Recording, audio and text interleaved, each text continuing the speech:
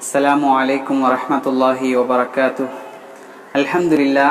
அல்ஹம்துலில்லாஹி ரப்பில் ஆலமீன் வஸ்ஸலாத்து வஸ்ஸலாமு அலா அஷ்ரஃபில் அன்பியாஇ வல் முர்சலீன் வ அலா ஆலிஹி வ ஸஹ்பிஹி வ மன் தபிஅஹும் பி இஹ்சானின் இலா யௌமித்தீன். அம்மா பஅத்.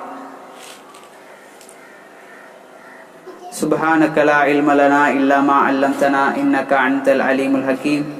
அல்லாஹும்ம ரப்பி இஷ்ரஹ் லி ஸத்ரி வ யஸ்ஸிர் லி அம்ரி வஹ்லுல் உக்ததம் மின் லிசானி யஃப்கஹு கௌலி. அல்லாஹும்ம ரப்பனா ஜித்னா இல்மன் நாஃபியா. எல்லா புகழும் அகிலங்கள் அனைத்திற்கும் ஏக இறைவனாகிய தூணின்றி வான் படைத்த அல்லாஹ் ஒருவனுக்கே உரித்தானதாகும். அவனது சாந்தியும் சமாதானமும் அவனுடைய இறுதி தூதர் முஹம்மது ரசூலுல்லாஹ் ஸல்லல்லாஹு அலைஹி வஸல்லம் அவர்கள் மீதும், அவர்களை பின்பற்றி வாழ்ந்த சத்திய சஹாபாக்கள், தாபீன்கள், தபா தாபீன்கள், உலமாக்கள், நல்லோர்கள், நாம் நேசிப்பவர்கள், நம்மை நேசிப்பவர்கள் அனைவரின் மீதும் என்றென்றும் நின்று நிலவட்டுமாக. எல்லாம் வல்ல அல்லாஹ்வின் நல்லடியார்களே, நாம் இந்த ரமலானுடைய மாதத்திலே தொடர்ச்சியாக சஹாபாக்களுடைய வரலாறுகளை பார்த்து வருகிறோம். இந்த சஹாபாக்களை பற்றி பார்க்கக்கூடிய சமயத்தில் அவர்களுடைய வாழ்க்கை வரலாறு என்பது நமது வாழ்க்கைக்கு ஒரு படிப்பினையாகவும் ஒரு முன்னுதாரணமாகவும் இருக்க வேண்டும் என்ற ஒரே அடிப்படையில் தான் இந்த நிகழ்ச்சிகள் எல்லாம் அரங்கேற்றப்படுகிறது. அந்த அடிப்படையில் இன்றைய நாள் நான் பார்க்க போகின்ற நபித்தோழர் சயீத் இப்னு ஆமிர் ரதியல்லாஹு அன்ஹு என்று சொல்லக்கூடிய ஒரு மிகச்சிறந்த ஒரு நபித்தோழர் என்பதுதான் இன்றைய தலைப்பு. நாம் இந்த நபித்தோழரை பற்றி பார்க்கக்கூடிய சமயத்தில் இவரை பற்றி பார்த்தால் இவரோடு சேர்த்து இவர் எப்படி இஸ்லாத்திற்கு வந்தார் என்பதை பார்க்க வேண்டும். அதே போன்று இந்த நபித்தோழர் எந்த நபித்தோழரின் மூலமாக இஸ்லாத்தை ஏற்றார், அதற்கான காரணங்கள் என்ன என்று பார்க்கக்கூடிய சமயத்தில் நாம் இன்னொரு நபித்தோழரையும் பார்ப்போம். அவர்தான் ஹுபைப் இப்னு அத்தி ரதியல்லாஹு அன்ஹு என்று சொல்லக்கூடிய அந்த நபித்தோழர். இந்த இரண்டு நபித்தோழர்களையும் நாம் ஒரு சேரத்தான் பார்க்க முடியும் என்று சொல்லக்கூடிய அளவிற்கு இவர்களுடைய வரலாறு அமைந்திருப்பதை நாம் பார்க்கலாம். இந்த சயீத் இப்னு ஆமிர் ரதியல்லாஹு அன்ஹு அவர்களை பொறுத்த வரைக்கும் இவர் மக்கா நகருக்கு அருகே இருக்கக்கூடிய தன்ஈம் என்று சொல்லக்கூடிய ஒரு பகுதியில் ஒரு சம்பவம் நடக்கிறது. அந்த சம்பவத்தின் மூலமாகத்தான் இந்த சயீத் இப்னு ஆமிர் ரதியல்லாஹு அன்ஹு அவர்கள் இஸ்லாத்தை தழுவுகிறார்கள். இந்த தன்ஈமை பற்றி இன்னொரு சம்பவம் நாம் சொல்ல வேண்டும். அல்லாஹ்வுடைய தூதர் ஸல்லல்லாஹு அலைஹி வஸல்லம் அவர்களுடைய காலத்தில் அல்லாஹ்வுடைய தூதர் தன்னுடைய மனைவியான ஆயிஷா ரதியல்லாஹு அன்ஹா அவர்களோடு என்ன செய்கிறார்கள், ஹஜ் செய்வதற்காக வருகிறார்கள். அப்ப இந்த தன்ஈமில் இருக்கக்கூடிய அந்த பகுதியை தாண்டி வந்து ஹஜ்ஜுக்கு வருகிறார்கள். அந்த சமயத்தில் இந்த ஆயிஷா ரதியல்லாஹு அன்ஹா அவர்களுக்கு மாதவிடாய் ஏற்பட்டு அதற்கு பிறகு இவர்களால் என்ன செய்யப்படுகிறது, ஹஜ்ஜை தொடர முடியாமல் ஆகப்படுகிறது. அப்ப இந்த ஹஜ்ஜை தொடர முடியாமல் ஆக்கப்பட்டதற்கு பிறகு ஆயிஷா ரதியல்லாஹு அன்ஹா என்ன செய்கிறார்கள், இந்த தன்ஈம் என்ற பகுதிக்கு வந்து அவர்கள் மறுபடியும் சுத்தமாகி இஹ்ராமை அணிந்து கொண்டு மறுபடியும் அவர்கள் ஹஜ்ஜை வந்து நிறைவேற்றினார்கள், அதை முழுமையாக நிறைவேற்றினார்கள் என்ற சம்பவத்தை நாம் பார்க்கலாம். அப்ப இந்த தன்ஈம் என்ற பகுதியில் இருந்துதான் ஆயிஷா ரதியல்லாஹு அன்ஹா அவர்கள் தங்களை சுத்தப்படுத்தி கொண்டு இஹ்ராமை அணிந்து கொண்டு வந்ததன் காரணமாக அந்த இடத்தில் தன்ஈம் என்று சொல்லக்கூடிய அந்த இடத்தில் ஆயிஷா ரதியல்லாஹு அன்ஹா என்ற ஒரு பள்ளிவாசல் அமைக்கப்பட்டிருக்கிறது. அப்போ இந்த இடத்திற்கு நீங்கள் இப்போது சென்றாலும் சரி அந்த பள்ளிவாசலை நீங்கள் பார்க்கலாம். ஆயிஷா ரலியல்லாஹு அன்ஹா என்ற மஸ்ஜித் அந்த தனீம் என்ற பகுதியில் இருக்கிறது என்பதை நாம் அங்கு சென்றால் நாம் பார்க்கலாம். மிக அழகான ஒரு பள்ளிவாசல். நீங்கள் இந்த தன்ஈமை பற்றி நாம் சொன்னோம். இந்த தன்ஈம் என்ற பகுதியில் தான் ஒரு சம்பவம் நடக்கிறது. இந்த சம்பவத்தின் ஊடாகத்தான் இந்த சயீத் இப்னு ஆமிர் ரலியல்லாஹு அன்ஹு அவர்கள் இஸ்லாத்திற்கு வருகிறார்கள். அது என்ன சம்பவம், மக்காவில் இருந்து என்ன செய்கிறார்கள், ஹுபைப் ரலியல்லாஹு அன்ஹு என்று சொல்லக்கூடிய அந்த நபித்தோழரை அவர்கள் குறைஷிகள் கைப்பற்றி அவர்களை அடிமையாக இந்த சந்தைக்கு கொண்டு வந்து விற்கப்பட்டு அவர்கள் இந்த தனீம் என்ற பகுதியில் தான் அவர்கள் தண்டனைக்கு இவர்கள் உள்ளாக்கப்பட்டிருக்கிறார்கள். இவர்களுக்கு கொலை தண்டனை என்பதாக விதிக்கப்பட்டு அவர்கள் அந்த இடத்தில் தான் கொலை செய்வதற்காக கொண்டு வரப்படுகிறார்கள். இந்த குறைஷிகளால் அவர்கள் கொண்டு வரப்படுகிறார்கள் இந்த ஹுபைப் ரலியல்லாஹு அன்ஹு அவர்கள். அப்ப இந்த ஹுபைப் ரலியல்லாஹு அன்ஹு அவர்களை அவர்கள் என்ன செய்கிறார்கள், அவர்கள் வரலாறை நாம் பிற்பகுதியில் பார்ப்போம். அப்ப இந்த ஹுபைப் ரலியல்லாஹு அன்ஹு அவர்களை என்ன செய்கிறார்கள், அந்த பாலைவனம் மிகுந்த அந்த சுடும் மணலிலே இந்த ஹுபைப் ரலியல்லாஹு அன்ஹு அவர்கள் படுக்க வைக்கப்பட்டு ஆடை இல்லாமல் ஆடைகள் அனைத்தையும் கலற்றப்பட்டு இந்த ஹுபைப் ரலியல்லாஹு அன்ஹு அவர்கள் அந்த சுடும் மணலிலே என்ன செய்யப்படுகிறார்கள், படுக்க வைக்கப்படுகிறார்கள். படுக்க வைக்கப்பட்டு அவர்கள் மேலாக ஒரு பெரிய ஒரு பாறை வைக்கப்பட்டு அவர்களை அசைய முடியாத அளவிற்கு அவர்கள் வைக்கப்படுகிறார்கள். இதையெல்லாம் அந்த ஒரு பெரிய ஒரு கூட்டம் நின்று பார்த்து கொண்டிருக்கிறது.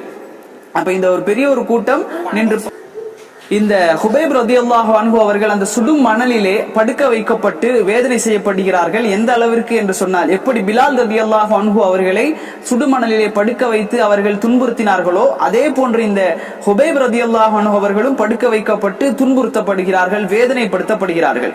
இதையெல்லாம் ஒரு இளைஞர் பார்த்து கொண்டிருக்கிறார். அந்த இளைஞர் தான் யார்?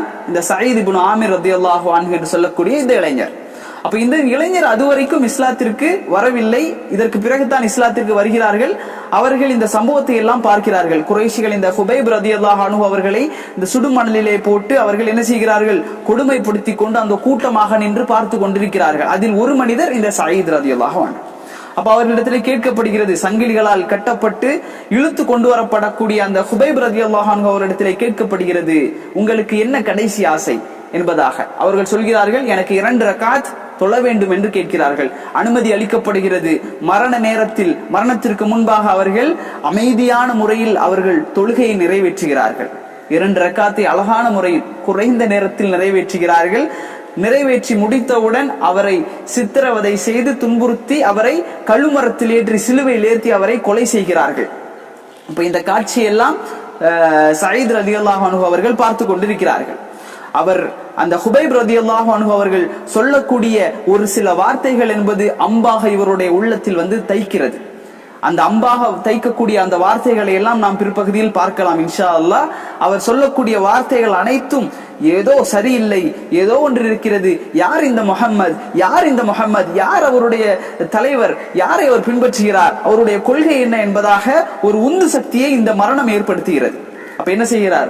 போங்கடா, உங்களுடைய கொள்கையும் உங்களுடைய ஊரும் என்பதாக என்ன செய்கிறார்? இந்த சயீத் ரலியல்லாஹு அன்ஹு அவர்கள் அந்த ஊரை காலி செய்து விட்டு, அந்த கொள்கையை முழுவதுமாக விட்டு என்ன செய்கிறார்? அல்லாஹ்வுடைய தூதர் ஸல்லல்லாஹு அலைஹி வஸல்லம் அவர்களோடு தஞ்சம் புகுந்து விடுகிறார். அல்லாஹ்வுடைய தூதரோடு தான் அவருடைய வாழ்க்கை கழிகிறது. இஸ்லாத்தை ஏற்றுக்கொள்கிறார். யார் முஹம்மது என்பதை அறிந்து கொள்கிறார். யார் நம்மை படைத்தவன், அல்லாஹு ரப்புல் ஆலமீன் என்றால் யார் என்பதை அறிந்து கொண்டு அவர் இஸ்லாத்தில் தன்னை இணைத்துக் கொள்கிறார். பிறகு என்ன நடக்கிறது? ஹைபர் யுத்தம் நடக்கிறது மற்றும் பல போர்களில் இந்த சயீத் ரலியல்லாஹு அன்ஹு அவர்கள் கலந்து கொண்டார்கள். எந்த அளவிற்கு இந்த சயீத் ரலியல்லாஹு அன்ஹு இருந்தார்கள் என்று சொன்னால், அபூபக்கர் ரலியல்லாஹு அன்ஹு அவர்கள், அதே போன்று உமர் ரலியல்லாஹு அன்ஹு அவர்கள் என்ன செய்வார்கள்? தங்களுக்கு ஒரு ஆலோசகராக, தங்களுக்கு ஒரு மஷூரா என்றால் இவருடைய ஆலோசனையும் கேட்டு அதை பின்பற்றி அதை செயல்படுத்தக்கூடிய மக்களாக இந்த அபூபக்கர் ரலியல்லாஹு அன்ஹு அவர்கள், உமர் ரலியல்லாஹு அன்ஹு அவர்கள் போன்ற பெரும் பெரும் சஹாபாக்கள் எல்லாம் இவருடைய ஆலோசனையை கேட்கக்கூடிய அளவிற்கு ஒரு பெரிய ஒரு மதிப்புக்குரிய ஒரு சஹாபியாக இந்த சயீத் ரலியல்லாஹு அன்ஹு அவர்கள் இருந்தார்கள் என்ற செய்தியை நாம் பார்க்கலாம். அதே போன்று ஒரு நாள் இந்த ஹலீஃபாவாக இருக்கக்கூடிய உமர் ரலியல்லாஹு இடத்திலே யார் செல்கிறார்? சயீத் இப்னு ஆமிர் ரலியல்லாஹு அன்ஹு அவர்கள் செல்கிறார்கள். சென்று சொல்கிறார்கள், நான் உங்களிடத்திலே ஒரு மனப்பூர்வமான ஒரு விஷயத்தை சொல்கிறேன். உமரே, நான் உங்களிடத்திலே ஒரு மனப்பூர்வமான ஒரு விஷயத்தை சொல்கிறேன். நீங்கள் மக்களிடம் நீங்கள் நல்ல முறையில் நடந்து கொள்ளுங்கள். மக்களோடு நீங்கள் நடந்து கொள்ள முறையில் நீங்கள் அல்லாஹுவை அஞ்சிக் கொள்ளுங்கள். ஆனால் அல்லாஹ்விடத்திலே நமக்கு இருக்கக்கூடிய உறவை பற்றி நீங்கள் மக்களை அஞ்ச வேண்டாம். மக்களை அஞ்ச வேண்டாம். நீங்கள் சொன்னதை செய்யுங்கள், செய்ததை மட்டும் மக்களிடத்திலே சொல்லுங்கள். ஏனெனில் வாக்குறுதிகளில் சிறந்தது அதை நிறைவேற்றுவதுதான் என்று சொன்னார்கள். தொடர்ந்து சொல்கிறார்கள், முஸ்லிம்களின் நிர்வாகத்திற்கு பொறுப்பேற்றுக் கொண்டிருப்பவர்களை பற்றி நீங்கள் அதை மிக கவனமாக கருத்தில் கொண்டு செயல்படுங்கள். உங்களுக்கும் உங்கள் குடும்பத்தினருக்கும் நீங்கள் எதை விரும்புவீர்களோ அதையே நீங்கள் என்ன செய்யுங்கள்? பிறருக்கும் விரும்புங்கள், மக்களுக்கும் நீங்கள் அதையே விரும்புங்கள். நீங்கள் உங்கள் குடும்பத்தினருக்கு எதை வெறுப்பீர்களோ அதை மக்களுக்கு நிராகரித்து விடுங்கள். சத்தியத்தை அடைய வேண்டும் என்று சொன்னால் பல கஷ்டங்கள், இடையூறுகள் இருக்கும். அதிலும் நீங்கள் எத்தனை இடையூறுகளை சந்தித்தாலும் சரி, அல்லாஹ்வினுடைய கட்டளையை நிலைநாட்டுவதில் மற்றவர்கள் கூறக்கூடிய குற்றச்சாட்டுகளை நீங்கள் கண்டு கொள்ளாதீர்கள். அதை நீங்கள் அப்படியே புறந்தள்ளி விடுங்கள் என்பதாக அவர்களுக்கு, உமர் ரலியல்லாஹு அன்ஹு அவர்களுக்கு இந்த சயீத் ரலியல்லாஹு அன்ஹு அவர்கள் உபதேசிக்கக்கூடிய அளவிற்கு அவர்கள் இருந்தார்கள் என்று சொன்னால் எவ்வளவு பெரிய சஹாபியாக அவர்கள் இருந்திருப்பார்கள். இதன் காரணமாகத்தான் சிரியாவில் இருக்கக்கூடிய ஹிம்ஸ் என்ற தேசத்திற்கு இவரை ஆளுநராக உமர் ரலியல்லாஹு அன்ஹு அவர்கள் நியமித்தார்கள் என்ற செய்தியை நாம் பார்க்கலாம். உமர் ரலியல்லாஹு அன்ஹு அவர்கள் சயீதை அழைக்கிறார்கள். சயீதே, யா சயீத், இங்கே வாருங்கள் என்பதாக அழைக்கிறார்கள். உங்களை ஹிம்ஸ் தேசத்திற்கு ஆளுநராக நாங்கள் உங்களை தேர்வு செய்திருக்கிறோம் என்று சொல்கிறார்கள். உடனே அவர் சொல்கிறார், நாம் எல்லாம் என்ன செய்வோம்? எப்பா, எவ்வளவு பெரிய பதவி! ஒரு நாட்டிற்கு அதிபதி, ஒரு தேசத்திற்கு ஆளுநர். இப்போ ஒரு கன்னியாகுமரி மாவட்டத்திற்கு தலைவராக உங்களை நியமிக்கிறேன் என்று ஒரு தலைவர் உங்களிடத்திலே சொன்னால் எவ்வளவு சந்தோஷமாக இருக்கும். ஒரு ஒரு ஊர், சின்ன ஒரு ஊர் திட்டு விலைக்கு தலைவராக உங்களை ஆக்குகிறேன் என்று சொன்னால் எவ்வளவு சந்தோஷப்படுவோம். ஒரு தெருவுக்கு நீங்கள் தலைவராக ஆக்கப்படுகிறீர்கள் என்று சொன்னால் எவ்வளவு சந்தோஷப்படுவோம். அதே போன்று ஹிம்ஸ் தேசத்திற்கு ஆளுநராக உங்களை நியமிக்கிறேன் என்று உமர் ரலியல்லாஹு அன்ஹு அவர்கள் இந்த சயீத் இப்னு ஆமிர் ரலியல்லாஹு அன்ஹு அவர்களுக்கு அவர்கள் சொன்னபோது அவர்கள் என்ன சொன்னார்கள் தெரியுமா? உமரே கெஞ்சி கேட்கிறேன், உமரே கெஞ்சி கேட்கிறேன், தயவு செய்து உங்களிடத்திலே நான் கெஞ்சி கேட்கிறேன், என்னை உலக விஷயத்தில் நீங்கள் நிர்வாகியாக என்னை ஆக்கி விடாதீர்கள். உலக விஷயத்தில் என்னை நிர்வாகியாக ஆக்கி அல்லாஹ்விடத்திலே நஷ்டவாளியாக என்னை ஆக்கி விடாதீர்கள் உமரே என்று கெஞ்சினார்கள். உமர் ரலியல்லாஹு அன்ஹு அவர்களுக்கு கோபம் வந்து விட்டது. உமர் என்ன சொன்னார் தெரியுமா? என்னை நீங்கள் எல்லோரும் சேர்ந்து கலீஃபா என்று ஆக்கி என்னை ஒரு இடத்தில் அமர வைத்து விட்டீர்கள். இந்த உலகத்தில் இருக்கக்கூடிய சுமைகளை எல்லாம் என் தலையில் தூக்கி வைத்து விட்டீர்கள். எனக்கு ஒரு உதவி என்று சொன்னால் என்னை கைவிட்டு விட்டு ஓடுகிறீர்களா என்பது போன்று கேட்டார்கள் சயீத் ரலியல்லாஹு அன்ஹு அவரிடத்திலே. சயீத் சொன்னார், இல்லை, வல்லாஹி இல்லை, அல்லாஹ்வின் மீது ஆணையாக இல்லை உமரே, நாங்கள் உங்களை கைவிட மாட்டோம், அதிலும் நான் உன்னை கைவிட மாட்டேன் என்பதாக உமர் ரலியல்லாஹு அன்ஹு அவர்களுக்கு இந்த சயீத் ரலியல்லாஹு அன்ஹு அவர்கள் சொல்லி ஒரு நிர்பந்தத்தின் காரணமாக இந்த பொறுப்பை அவர்கள் ஏற்றுக்கொள்கிறார்கள். சஹாபாக்கள் எல்லாம் அப்படித்தான், பொறுப்புகளை எல்லாம் தேடி பெற மாட்டார்கள். அல்லாஹ்வுடைய தூதர் சொன்னார்களா இல்லையா? பொறுப்புகளை நீங்கள் தேடி செல்லாதீர்கள். அதே போன்று உங்களிடத்தில் யாராவது பொறுப்பை கேட்டு வந்தால் அவர்களுக்கு நீங்கள் கொடுக்காதீர்கள் என்று சொன்னார்கள்.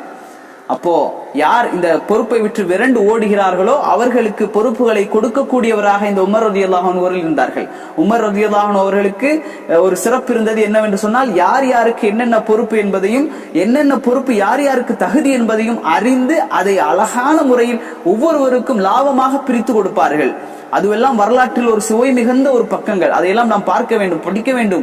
உமருடைய வாழ்வில் தனி ஒரு தலைப்பு அது. தலைமைத்துவத்தை யார் யாருக்கெல்லாம் எப்படி எப்படி எங்கெங்கு கொடுத்தார்கள் என்பது. அப்ப இந்த பொறுப்பை, ஹிம்ஸ் தேசத்து பொறுப்பை இந்த சயீத் இப்னு ஆமிர் ரலியல்லாஹு அன்ஹு அவர்களுக்கு உமர் ரலியல்லாஹு அன்ஹு அவர்கள் கொடுத்ததற்கு பிறகு அவர் செல்கிறார். புதுமண தம்பதியாக தன்னுடைய மனைவி அழைத்து கொண்டு சயீத் ரலியல்லாஹு அன்ஹு அவர்கள் அந்த ஹிம்ஸ் தேசத்திற்கு செல்கிறார்கள்.